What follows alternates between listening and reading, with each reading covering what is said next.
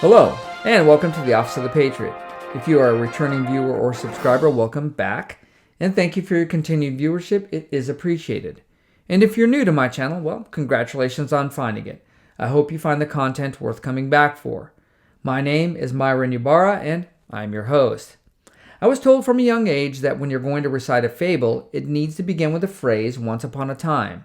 So to carry on with tradition, once upon a time, woke leftist Democrats convinced a significant portion of the population that masculinity is toxic. But is it really? Before I get into this topic any further, I would like to get your take. Do you believe that male characteristic traits such as courage, strength, and initiative are toxic by their very nature? Please take a minute to comment below. So let's define what toxic masculinity is. According to the Oxford Dictionary, toxic masculinity is a set of attitudes and ways of behaving stereotypically associated with or expected of men, regarded as having a negative impact on men and on society as a whole.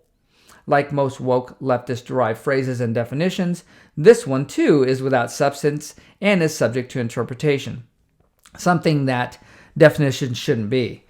When I started researching what toxic masculinity was or is, I fully expected a number of left-leaning websites to have articles identifying and describing toxic masculinity, and I wasn't disappointed. There are hundreds.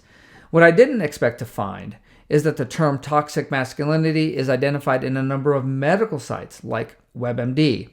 I'm pretty sure the progressive left figured that by having a few political activist doctors give their stamp of approval on the phrase toxic masculinity, then it has to be true.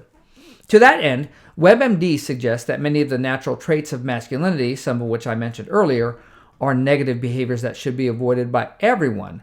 Traits like courage, strength, and tenacity and independence are not virtues to them, but instead the cornerstones of homophobia, promiscuity, and violence. What leftist ideologues fail to include is that virtually every single trait that human beings express, both male and female, have positive and negative factors associated with them. I spoke about this concept in a previous episode of Office of the Patriot where I discussed the two sides of consequence. This idea of masculine traits being toxic is very much like what the left is doing with the concept of consequence. They're vilifying and thus erasing one side of each, consequence and now masculinity. Granted, if strength and violence is left unchecked, it can be a destructive force and can lead to dangerous antisocial behavior. This is something most radical leftists claim to hate, but engage in regularly under the cloak of righteousness. However, if strength and violence are reined in and focused, they are often the catalyst of change, because without these two masculine traits, even the United States may never have been formed. But why is the left trying to do this? To answer, you have to look at intuitive male and female traits, and the easiest way to do this is to look at children's behavior during play. Young girls play under the concept of cooperation, where each person is neither and both a leader and follower.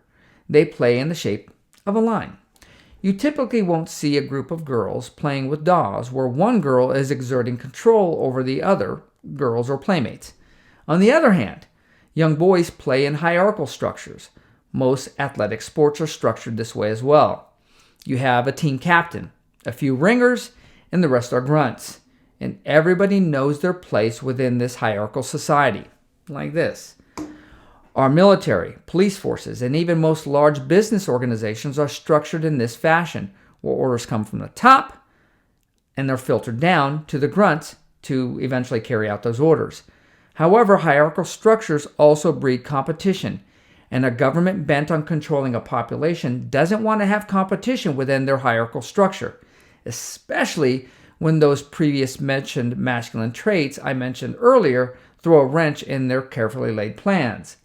So, the leftist politicians and media promote traditionally feminine traits, which include cooperation, nurturing, and supportiveness. They claim these traits are good and wholesome, while traditional male traits are toxic and should be avoided.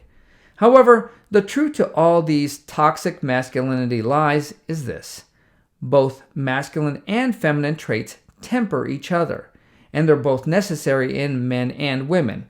A man who's devoid of female traits like supportiveness, empathy, and understanding is not going to have a strong ethical and moral center. A woman who doesn't temper her traditional feminine traits with assertiveness, strength, and guile will likely find herself being used and discarded time and again. So the truth is this: both men and women can be toxic. In the end, there's no such thing as toxic masculinity. You have good people and bad people, and it's up to you to decide who you want to be and take steps to be that person. Well, that's all I have for this episode of Office of the Patriot. If you enjoyed what was presented, please take the time to like, subscribe, and share my channel on your social media. It is appreciated. And as always, have a great day and stay safe out there.